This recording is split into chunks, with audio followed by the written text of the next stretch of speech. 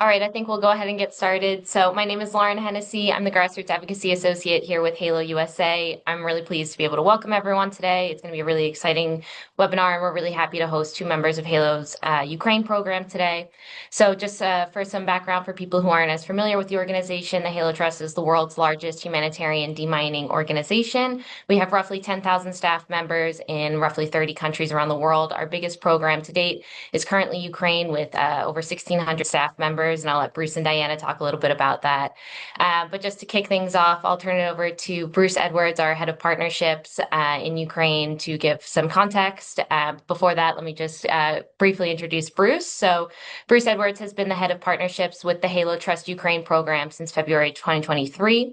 He joined the Halo Trust after an 18-year career with the Australian Department of Foreign Affairs, during which time he was posted in Lebanon, Afghanistan, Trinidad, and Ukraine.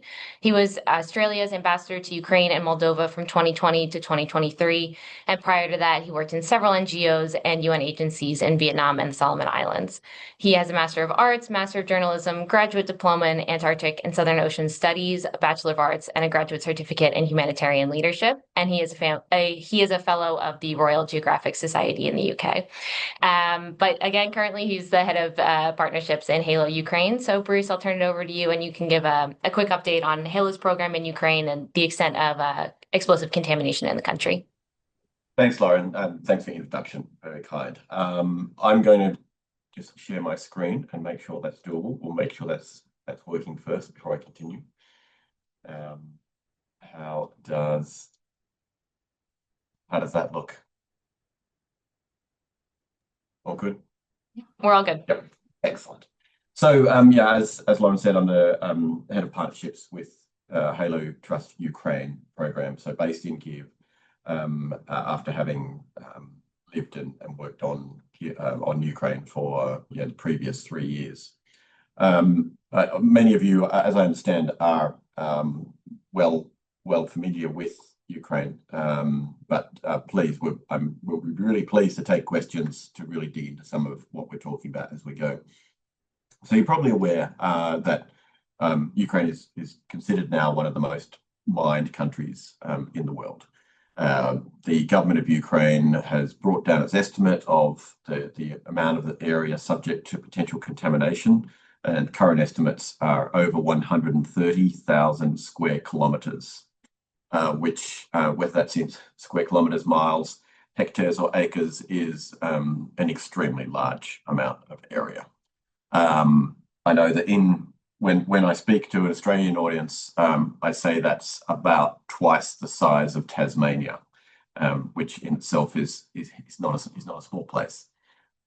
We see a part of that contamination showing hundreds and hundreds of miles of deep defensive positions in the areas controlled by Russia, and most of these positions will include landmines, and there's a huge amount of agricultural land contaminated. You're probably well aware that Ukraine's been long considered the breadbasket of not only Europe, but also being able to provide food, whether that be through commercial contracts or through food assistance to Africa and the Middle East. For instance, the UN's World Food Programme sources 20% of its food assistance from Ukraine.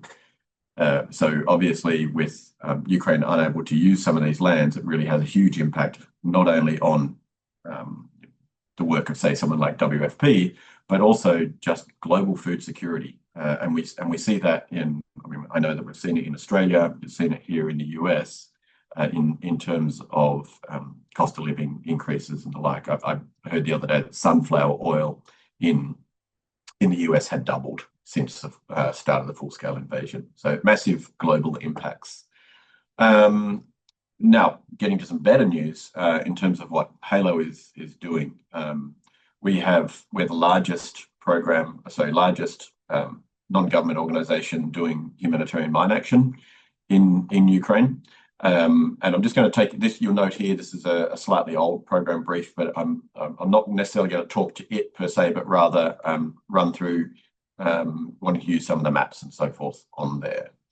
So it makes sense that the areas in which we work are those that have been subject to fighting, drone strikes, missile strikes, as well as had previously been occupied by Russian forces. And then you'll see here, this has not been updated, which there'll be a lot more data points on here, given the recent intensification of fighting, of Russian strikes. But it makes sense, of course, that where we are now working correlates quite closely with not only where there have been strikes, but also, which is kind of represented there, but also where there have been accidents and casualties. And part of what our work is obviously so fundamentally about is making land safe again.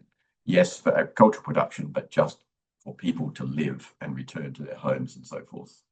So in Ukraine, so that just jumps on some accident data, gives you an idea of the kind of casualties that we're facing from these kind of devices.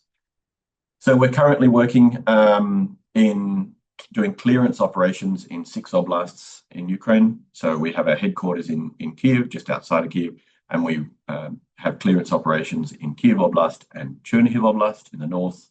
From Kharkiv, we work in the east to Sumy, and also slightly in making some initial tasks in Donetsk. And then in the south, we have a unit based in Mykolaiv that works into those parts of Kherson that were liberated and currently deoccupied following the counter-offensive against Russian forces. The number down on the left there, it needs to be updated. It is closer to 1,600 staff members now and continues to be around 30% women, as well as 8% veterans, so demobilized combatants, 5% people with disabilities, and about 5% of internally displaced people. So we're very much recognizing that we have a role as an employer of choice, but also to make opportunities for especially for veterans, when we think about the potential in any ceasefire context of that massive demobilization and providing employment and opportunities for so many Ukrainians to be able to contribute to Ukraine's recovery. A brief bit on what we actually do in terms of our manual clearance, mechanical clearance, survey, and explosive ordnance disposal. We work, in all of those areas across the 6 oblasts, as well as doing some more survey work and explosive ordnance risk education in some additional oblasts. We typically work up to 30 kilometers from the front line. Particularly for clearance, we won't go any closer, but particularly for risk education, it's important that we are getting into those areas where communities are most vulnerable. Now, as I said, this is a program brief from a couple of months ago, and these figures have continued to increase, which is great, when we've now surveyed closer to 45 million square meters and released over almost 11 million square meters now. And the number of devices in total is about 51,000 devices that we have found. Now, that's a lot that our CEO has spoken about, there being over 1 million landmines and other explosive ordnance remaining in Ukraine at this moment. And that includes, of course, those areas that continue to be temporarily occupied by Russian forces. I don't want to get down into too much of the nuts and bolts, if you like, because I want to make sure that we have time to speak with Diana and hear about her story. The one thing I will mention is that in terms of a lot of people are interested in the work of technology and potentially AI in our work. So you see here drone imagery that provides an idea of those 2 parallel lines of anti-vehicle mines that were laid, pretty much according to doctrine, if you like. What this allows us to do is really narrow down an area. So, for instance, you see on those lines, we could put we essentially cordon off 50 meters either side of those lines, and the rest of the field could be released to work to cultivate. But what our drones are doing now, we put on different sensors.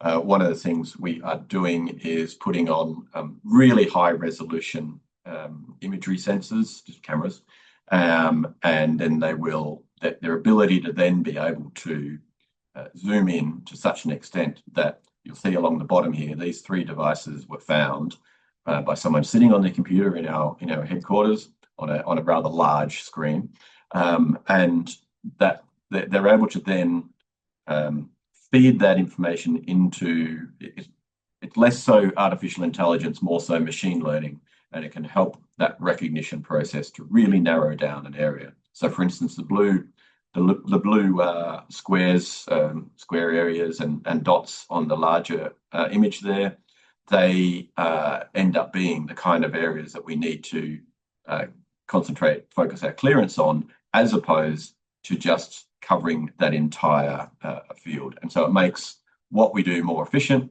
more cost efficient, spends, for instance, US taxpayers' money more efficiently, and we can accelerate the rate of clearance, of course. Yeah, and I'm going to hand over to Diana. I think you've heard enough from me for now, but more than happy to take questions as we go forward. Thanks a lot. Awesome. Thanks so much, Bruce. Really appreciated the kind of high-level overview of Halo's program in Ukraine and really hearing about the extent of contamination and how this is going to be an issue that people are dealing with for many years to come. So now I'll turn it over to Diana. So Diana Obzhelian is Halo's Explosive Ordnance Risk Education Officer in Halo Ukraine. Originally from Kyiv, Diana joined the Halo Trust Ukraine program in June of 2023 while studying at Kyiv National Linguistic University. When Russia launched its full-scale invasion and Diana's father enlisted in the Ukrainian armed services, she spent a lot of time thinking about how she could contribute and serve her country herself.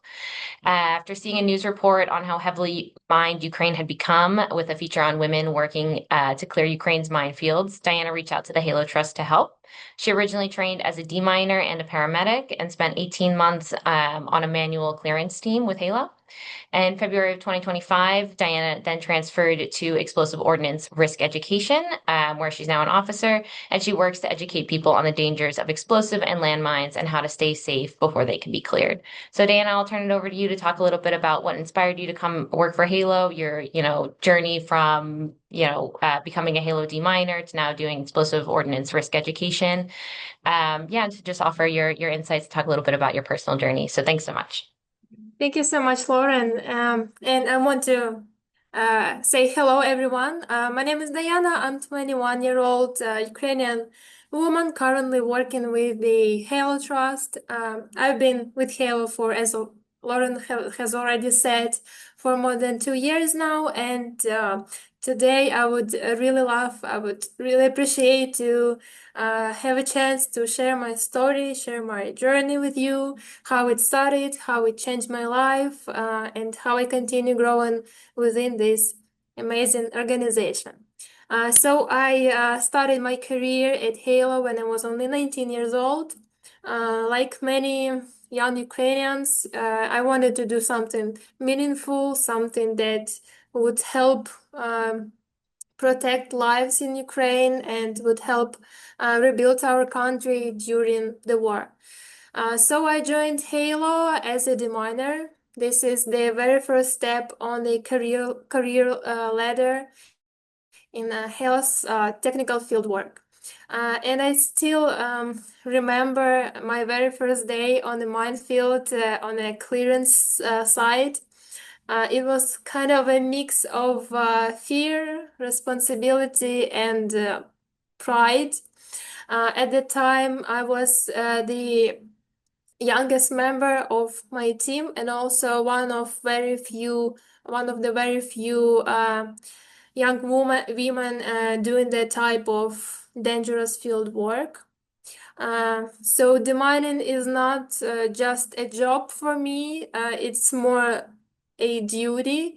Every step you take on the minefield could be life or death, and every mine you find means that a child, a farmer, an elderly person can safely return home and continue their safe life. So during my time as a deminer, I worked in some of the most heavily affected areas in the Kyiv and in Chernihiv Oblast, which are Ukraine's regions, and where Russian forces had recently retreated, leaving behind deadly explosive threats in huge amounts. And one of the most unforgettable moments for me was during our operations in a village in Chernihiv region. We were clearing land using one of our clearance methods, going inch by inch, and that village had been occupied by Russian forces in 2022, and we were searching for cluster munitions. And in one of those gardens where we used to work there, we found two submunitions from cluster bomb. And all I could think about was what if a child had run out to play here? That is actually what keeps you going in this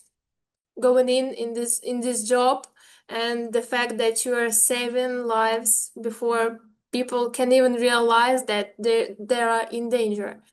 And sometimes you would find tripwires connected to anti-personnel mines wrapped around trees, for example, and sometimes mines were hidden under locks or near people's homes.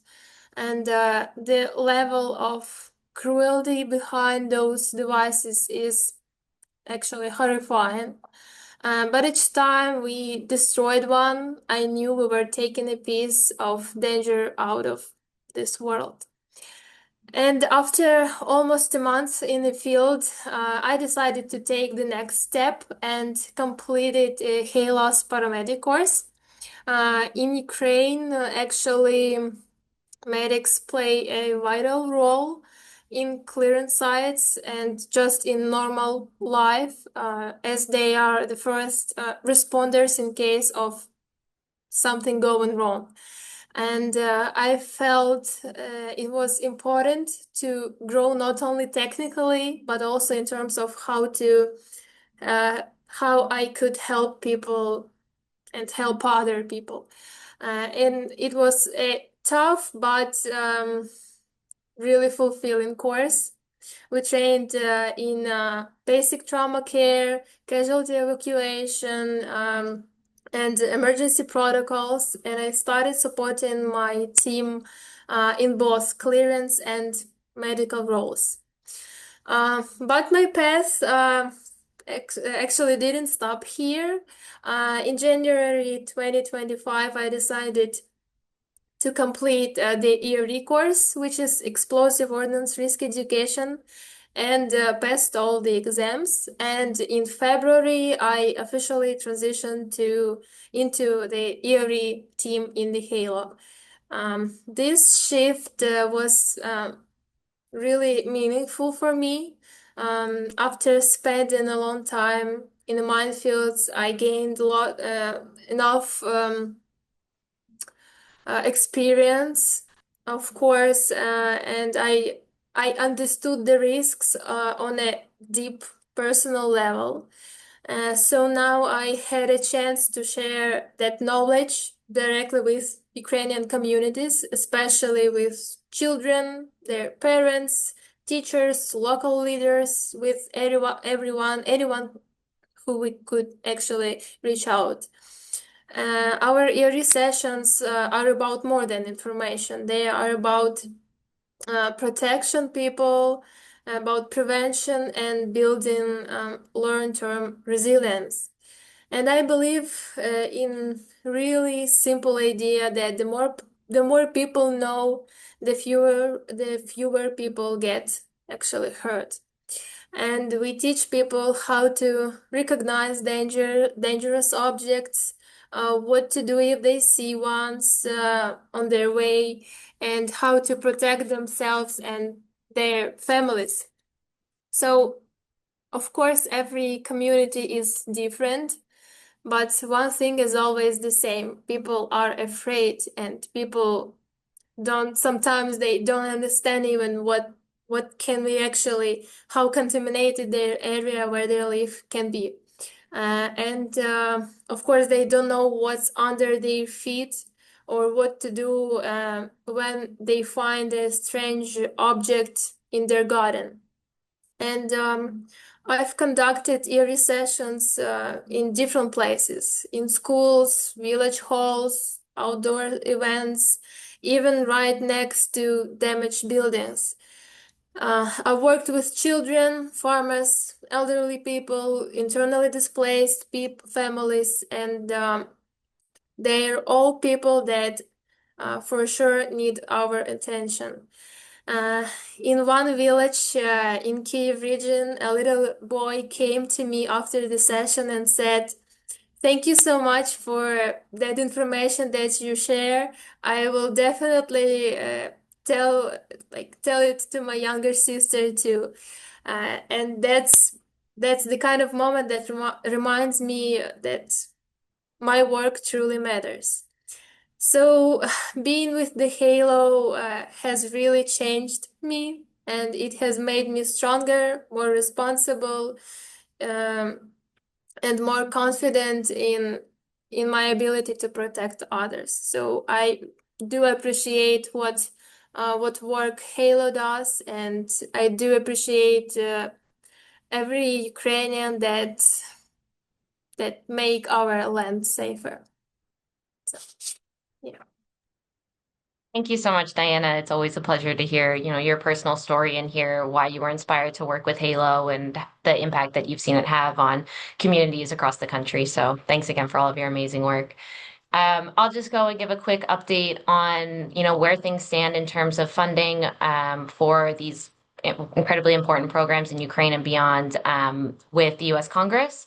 So for anyone following the news, there's obviously been quite a lot of, updates in terms of this current administration's stance on Ukraine within the past week. But I think the biggest takeaway from this is that there's really a window of opportunity with a potential kind of shift in posturing from this administration. So there really is this kind of window of opportunity where we can make sure that demining programs in Ukraine and beyond really get the funding and support that they need. And I just do want to say that Bruce and Diana have been absolutely amazing up on Capitol Hill this past week, meeting with, members from both sides of the aisle and really stressing how important these programs are and the extent of contamination, and the response that we've gotten from staff members, as well as members of Congress has been overwhelmingly supportive. So demining programs have a long history of bipartisan support. We do have the UXO demining caucus up on Capitol Hill that I believe is at 72 members right now. Again, that's bipartisan, and it's really just a committed group of members that are trying to advocate for these programs. So, these programs really do have the long history of supporting U.S. priorities, and that's really seen and valued up on Capitol Hill. And then for those who don't know, funding for humanitarian demining programs is primarily out of the conventional weapons destruction account. And so as Congress is now thinking about and working on next year's federal budget, we're really trying with Halo and then also other demining organizations across the world are really trying to make sure that conventional weapons destruction account is protected in next year's budget, and just in light of all of the recent changes in foreign aid and all of that stuff, Halo has actually fared better than most, and we are incredibly grateful for that. And that is thanks to that longstanding bipartisan support. We are hoping to get more details in terms of what next year's funding outlook will look like within the next few days to weeks as the House comes back with the NSRP markup and that report. But hopefully we'll get a better idea about what that looks like moving forward. But ultimately the vast majority of Halo's programs have been able to continue despite changes in foreign aid and foreign assistance. But for fiscal year 2026, we are asking for 290 million for that conventional weapons destruction account that goes to funding Diana's incredible work in Ukraine, as well as demining work in 40 countries around the world. So it's not just Ukraine; it is, a bigger issue around the world as well. And that's where it's really important to be able to talk to Americans across the country, to talk to grassroots advocates, to talk to people who care, and really spread this message of why this is important. So I'm going to go in and drop a link to a campaign in the chat. And so you're all more than welcome. And I encourage you to really take a moment and to message your members of Congress and tell them why it's so important for this work to continue to advocate for 290 million for that account that will go towards clearing, Diana's home community and many other communities across Ukraine and across the world. So I'll go in and drop that in the chat. And I'll encourage you all to just take a moment, send a letter to your members of Congress before we turn to a Q&A with Bruce and Diana. So as you're doing this campaign, also, think of some questions for our amazing panelists. They have a wealth of expertise and knowledge that I'm sure they would be happy to share. So I've got some questions to start us off, but in the meantime, everyone just, think your questions and type them right into the chat and we'll get to them. But I do want to go back to kind of the role of women within Halo Ukraine, and Bruce and Diana, you've both kind of talked about it. But maybe Diana, we can start with you about, your experience being a young woman doing demining, maybe your experience and your reception from your family, from your community member, how it's kind of had an impact on you, and whether you've seen more women wanting to do demining. And then maybe Bruce, you can talk about Halo's efforts to really recruit women and try and bring up the percentage of women we have across our staff in Ukraine. Okay, thank you. So I would probably say that, in fact, there are much more women in our organization than I thought it would be on the beginning of my career in the Halo. So I used to work in different teams, whether I was working as a deminer or in ERE department. So I always used to have at least one more woman in my team. And frankly speaking, when I was training on the deminer courses, which took me 25 days long at the very beginning of my path of my journey in Halo, so there were 5 of us who were also girls my age, so I was only 19, and there were four more girls, 19-year-old, just having the same course as me, and we all managed to pass those exams, and we all studied demining in our lands. And as I know, they all still work with Halo in the positions of deminers or, as me, just EORI officers. Yeah. So I have to mention that actually there are many young girls, young women in Halo that work, that help our country and just demine lands and inform people.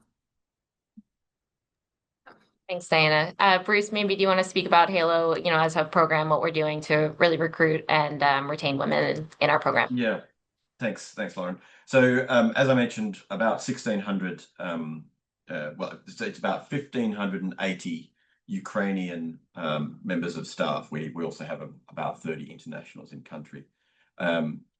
But of those that number of 1,600, 1,350 of those people are actually in operations. So whether they're doing clearance or survey or risk education disposal.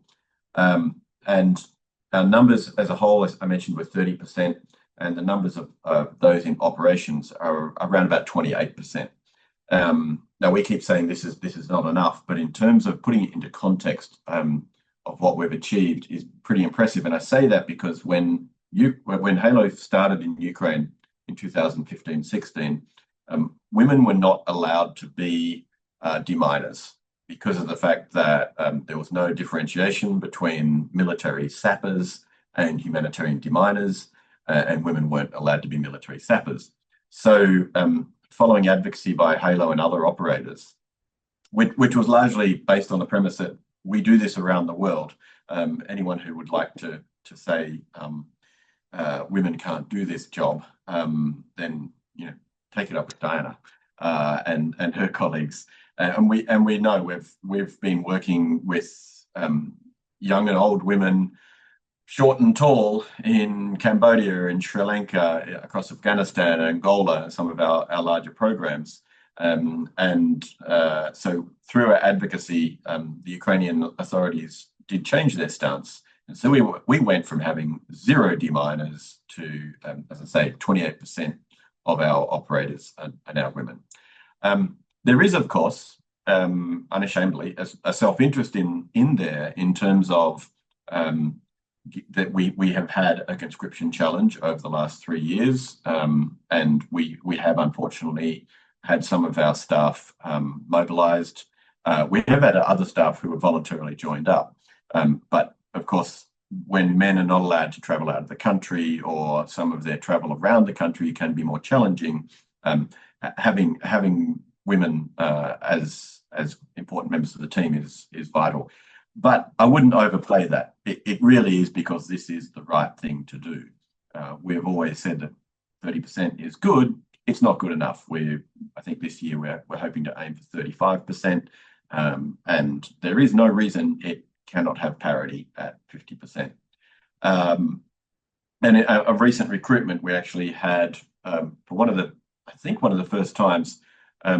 It wasn't a specialised recruitment in terms of the results, but we had more women become deminers than men, and we can. There's no reason this trend won't continue. We do, of course, in our recruitment, target women in terms of making them aware that, of course, you can do this job. This is not just a job for men. We have active recruitment exercises going on much of the time, but as much as anything else, the work that people like Diana do, that involves obviously, demonstrating to people in Ukraine who may be looking to get into this line of work that of course women can do the work. So we encourage women to be part of our work, and likewise, as I mentioned before, veterans. We had a great program with United Nations Development Program where we were attracting veterans and people with disabilities, which included some veterans with prosthetics, for instance, and whether they be working in that more frontline operational piece, or whether perhaps, as we have a number of veterans working in our remote sensing department. I think that's about all I need to say on that one. Thanks so much, Bruce. And I just want to echo what you said. Diana is a fantastic example of course, women can do this work. So yeah, really pleased again that we're able to have her on this call today. I'll turn over to some of the questions that have been coming in the chat. We've got a question here about essentially capabilities. So for Bruce, what are your top 3 capability gaps or concerns for the Ukraine program? So they're not necessarily capability concerns or challenges, but more so how we can deploy our existing capabilities, if you like. So I hope I answered the question enough without just diverting to what I want to say. So, for instance, we work with mechanical clearance assets around the world. So in many forms, these look much like you would see on other equipment, heavy equipment on a farm or in a construction site, whether we have a large excavator that has a special bucket on it that allows us to aid our mechanical clearance efforts, whether that be tractors that we're fitting out, and we up armor all of this equipment, of course, so that if we have people inside those cabs, they are kept safe. Over the last 3 years, we've been continuing to go through a journey to receive accreditation from the Ukrainian authorities to use these assets with so crewed assets, where we actually put people inside the cabs driving them and operating. Up over the last year or so, maybe 18 months, we've had accreditation to use these by way of remote control, which is essentially someone with first-person vision VR goggles on, and trying to control. And without the haptic response, it's a much slower, more difficult process. So that is a challenge there that we're continuing to try to obtain accreditation. There are no deliberate blockages per se, but more so just kind of the bureaucratic challenges that we're facing. But we've been working very well with the government and had some success in that regard in more recent months, actually. So we're kind of come at a good time. I mentioned conscription before. We now have 50% exemption for all our operators, and this does allow us to have a bit more certainty around workforce continuity and planning. But previously, particularly when there was a bit of a push on mobilisation, it was an issue that was, of course, very concerning for some of our staff. While at the same time, Halo is full of very proud Ukrainians and Ukrainian allies who also recognise the role that is being played by those brave men and women who are defending Ukraine day in, day out. And then I suppose the third one I would mention is our accommodation piece. And I say that in terms of, I mentioned the 3 different units where we work. As we are working in some of these areas that, of course, are by the very nature of why we're there, have been desolated, absolutely destroyed. So there is very little in the way of accommodation in those areas or services. And so we, up until last year, for instance, in Mykolaiv, we had some people who were traveling to tasks in Kherson, in northwest Kherson, who were taking an hour and a half, 2 hours to travel to their task every day and back every night. What we've managed to do is deploy module-like container accommodation that is far better than just a container. These things have improved, but where we're able to put kitchen modules out there and sleeping and attach all the necessary services. And it's because our staff work on a 10 days on, 4 days off cycle for operations. This allows them to have a much more comfortable time when they are working out in the field and not wasting all that time traveling and can be doing not only focusing on the task but also then having adequate time to rest for what is Diana can speak to it, very precise, exhausting work when you're so aware of the nature of the work you are doing. Great. And I just want to jump in a little bit to your first point, talking about the technology aspect to Halo's work in Ukraine. And I want to highlight Halo's partnership with the Army's Humanitarian Demining Research and Development Program. So that is a program that develops new technology that can be used by the American military. So it is the Army going and doing research, and then Halo is using that equipment, testing it in real field conditions, reporting back. So there's this mutual benefit where Halo is able to use really incredible technology and then also report back to the U.S. So to improve the safety of our troops stationed abroad and allied nations as well. And Bruce and Diana, I'm curious if you guys have specific examples of technology from this HDR&D program where you've really seen a benefit in terms of clearance work or just safety improvements for deminers and that kind of thing. Yeah, I think as you say, that the beauty of this particular program, and it is not large in terms of overall project volume, if you like, program volume, is that it's that two-way street where we're receiving equipment that is cutting edge in itself, trialing it in real life context, and then being able to, as anyone on this call will know, Ukraine's renowned for its high IT literacy, innovation, capabilities, digitalization, and the way in which they've been able to tweak what a piece of equipment will be, or look at improvements, or look at how we're using something similar that could perhaps be adapted, and that can come back to the US and improve US technology and what is being used. And so you mentioned security there, and as I finished my third point before, of course, well, not capability, one of the greatest challenges we continue to face, our staff continue to face, is the horrific security situation in Ukraine, and particularly the intensification of airstrikes of late.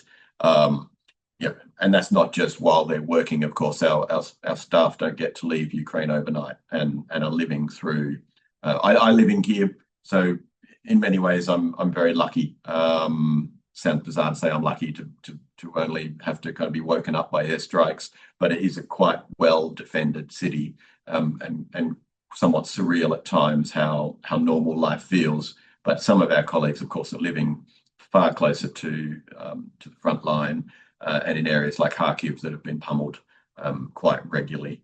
I was in Kharkiv about 5 weeks ago, and the day after I left, one of our staff members, his apartment was damaged, and the day after that, a subsequent strike, another colleague's apartment was completely destroyed. In both cases, their families and themselves were not affected, but of course, the property damage and the loss of everything is, you don't just get up the next day and go back to work.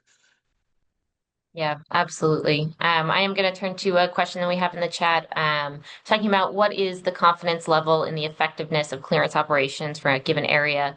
In other words, can you guarantee that an area you worked on has actually been cleared? Maybe I'll turn to Diana with your experience as an actual deminer in the field. What kind of quality control, quality assurance, what measures do we take to really restore confidence in a community when we hand land back?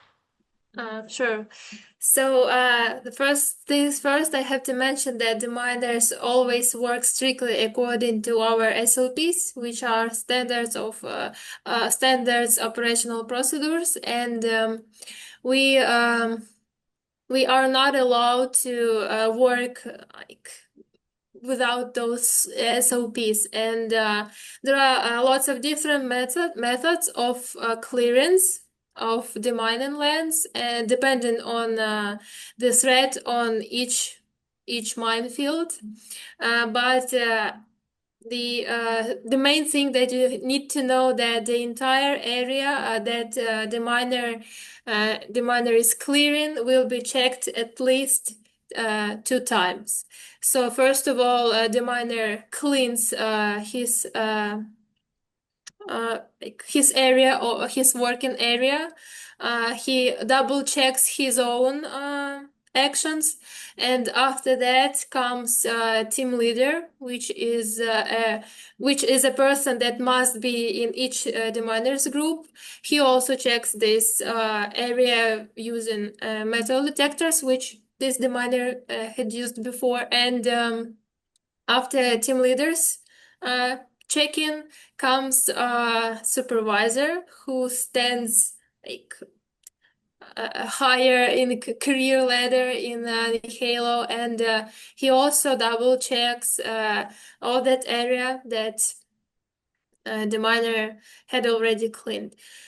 So you see, there are at least 2 times check-in of the same area. So I think that Bruce knows a little bit more about all actions after check-in by supervisor, but from my point of view, I know that at least the miner does, and after him does supervisor and team leader. Yeah, and indeed, we have our own quality control processes, quality assurance, where our own internal quality control, but then before a piece of land is officially designated as clear by the authorities and being allowed to hand back to the owners, the landowners, and the communities, the government authorities will come in and do their own quality control check. I suppose that our confidence level is extremely high. This is not our first rodeo. We've been operating and implementing and improving those standard operating procedures in the 28 countries, I want to say, in which we work over the last 30 plus years, and we are applying and improving those established processes every day, basically. And we know full well that when we see, I've been in areas in Mykolaiv and Kharkiv, particularly where someone will be driving to a new task and they'll say on the side of the road, oh yeah, that's a task that we finished whether it's last spring or last year or earlier this year, and it will be under 1 or 2 meters of crop, and they'll be saying, and if it's later on, they'll say, oh yeah, that's their second or third harvest, and anecdotally, I am not aware of any areas where we have cleared farmland been put back into use and an accident has been reported. Awesome. Thanks, Bruce and Diana. Bruce, one for you here. Could you speak more about like landmine accidents? Are these mines inadvertently detonated? If so, how much weight is necessary to trip various mines? And have you seen this change over the course of the war? Yeah, so and obviously Diana can chime in here too with her personal experience as a deminer. But I mean, some of the accidents that she mentioned about people inadvertently, activating through tripwires or picking up something which they shouldn't, and hence the importance of the risk education piece. But yes, essentially, particularly for mines, it is accidents inadvertently detonated. For an anti-personnel mine, as the name says, given that it's aiming to injure, maim, or kill a person, the weight required is quite low. For an anti-vehicle mine, it is typically closer to 200 kilograms. They're not looking to use that large mine to destroy one person. They're looking at taking out a tank or a large vehicle. One of my colleagues will say when briefing people, he'll say, yes, on an anti-vehicle mine, if there was an anti-vehicle mine threat here, I could jump up and down and be quite safe. I weigh quite a lot less than 200 kilograms, but I still wouldn't be jumping up and down if I thought that in a minefield, full stop. There are, however, other types of mines that are, quite sophisticated, chillingly sophisticated, in terms of whether they have sensors on them, whether they sense ground fall and or footfall, sorry, and they can actually differentiate between, say, cattle or a person. To my knowledge, we haven't come across any of these yet, but we be aware of them. Obviously, within the mine action sector, there is a lot of information sharing, and when a new type of device is discovered or has been deployed, that we tend to share that around all our operators, of course. I don't think there's necessarily been a change in, for instance, different amount of weight that is required, but it's more so being aware of the different types of laying techniques being used, and that includes some quite complex methods of, so for instance, an anti-vehicle mine may not detonate unless it had a vehicle on it, but there's been incidences of stacking where perhaps there'll be an anti-personnel mine with an anti-tank mine underneath, and that when the anti-personnel mine is removed, it will detonate the anti-tank mine. In terms of accidents, there was a slide there that I passed over very quickly on casualties, and it still stands true now that the highest proportion of accidents has affected working age men, typically working on farms, agriculture, in forest areas, etc. And whilst Diana can speak further to the fact that accessing kids for risk education is a lot easier, they're in school, they're kind of corralled, but where farmers are still needing to get out there and farm their land and so forth, and it's often harder for us to get to. We go to them. We may do risk education sessions on the side of a tractor, as opposed to saying come to the town hall or what it may be. So yeah, there's, as I say, there's different types of devices that are set off through different ways, but yes, of course, no one is. Even when people pick these things up, they're not picking it up deliberately. So, all these accidents, I would say, are inadvertent detonation. Awesome. Thanks so much, Bruce. Diane, I want to turn it over to you as Bruce kind of teed me up here just to talk a little bit about what, explosive ordnance risk education sessions look like.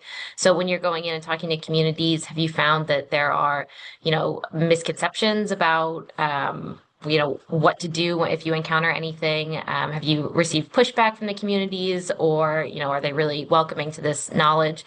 So that's the first part. And the second part, if you could talk a little bit about what an explosive ordnance risk education session looks like when you're really directed towards children. How do you make that kind of really important knowledge accessible for kids?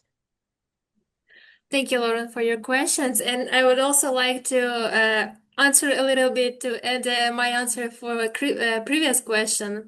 So there are, of course, many tools that the miner must use during his work.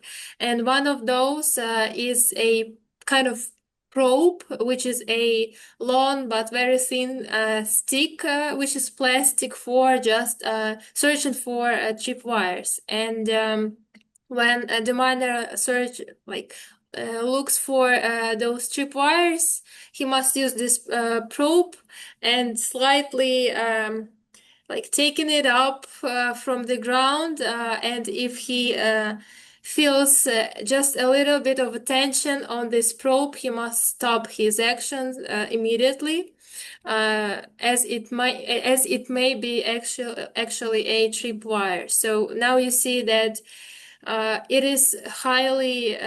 it is very easy to trigger a tripwire, which will trigger a mine itself. So any action that can be any movement on a minefield actually, unfortunately, can be the last one. So it is required to be super responsible and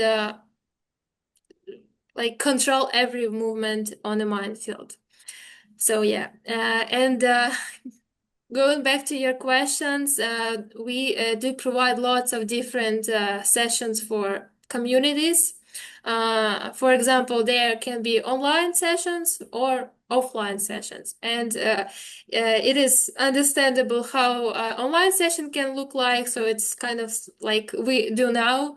So we just show our presentation, we share our presentation with people, and on this presentation we have some slides of photos of different mines which may be found in Ukraine.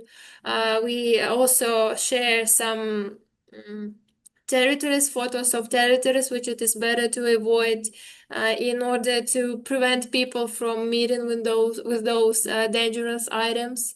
And we also always inform people how to act, how to behave in case of seeing them. So this is our presentation, and we show them this presentation every time. Doesn't depend it is online or offline session. So if it is an offline session, we try to gather people in any room we can get. And we try to, for example, go into villages in different regions of Ukraine. We try to gather them. It doesn't matter who they are. So it can be children, it can be teachers, different workers from different organizations. And those rooms can be anywhere. So it can be a church, a school, administration building, so whenever we can reach out to people. And we always have our screen, our projector, laptop, and that's how we provide our sessions. And of course there are some different sessions for different groups of people. So there are some for adult people and two different types for children. So depending on their age. For children aged 5 to 12, we provide a session with a cartoon which takes approximately a couple of minutes.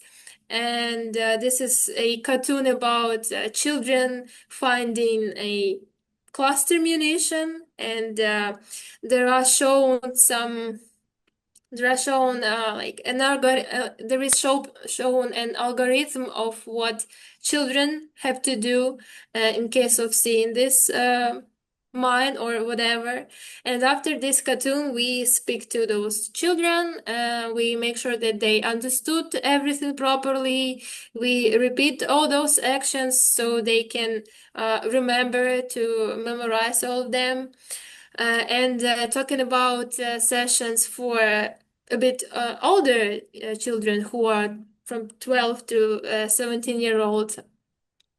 So we provide to them almost like an adult session, but without some slides about, for example, consequences from mines, because we understand that such messages, such pictures can really hurt them, and we do not want people to get upset because those messages actually can trigger people, especially in Ukraine, because I would say the vast majority of Ukrainians are, oh God, they got hurt from all those things. So we try to make sure people understand us, people get this information, and they memorize it. And it is not only about telling and showing our presentation. It is also about making sure that people in future can share this information with others. So this is a really huge, big job. And also you asked about people's how they react to our sessions. Sometimes quite usually they they appreciate what we do, and they listen to us. But of course, sometimes people are different. Some of them just do not want to get any information. They say that they already know everything, but still we have to make sure that every person who can listen to us, he does it, and they understand what we want to share with them. Thank you so much, Diana. And I know we're coming right up on the hour, but I just want to ask one more question, and we can end on a more forward-facing note. So, looking towards the future, what would it take to, clear all of Ukraine's land? Is it investments in more technology? Just, trying to retain our staff in Ukraine? What does the future look like for humanitarian landmine clearance in Ukraine? Maybe we could start with Bruce and then Diana. Yeah, yes, all of those things. Funding, of course, is paramount. We can't do what we do without the generous support of our donors, and we are extremely lucky in that regard. As Lauren mentioned, our support through the US government has, majority of it. We do have access to that now, and there is more coming through. That is retaining what we already had. But the huge generous donor we have from the US is the Howard Buffett Foundation, doing amazing work, and is actually our largest donor in Ukraine. He's doing amazing work for other aspects of the response in Ukraine as well. But as well as the likes of Germany, France, Norway, Netherlands, and quite a number of European and Canadian countries those countries who are donors. So yes, we need to maintain the level of people who are able to do this job.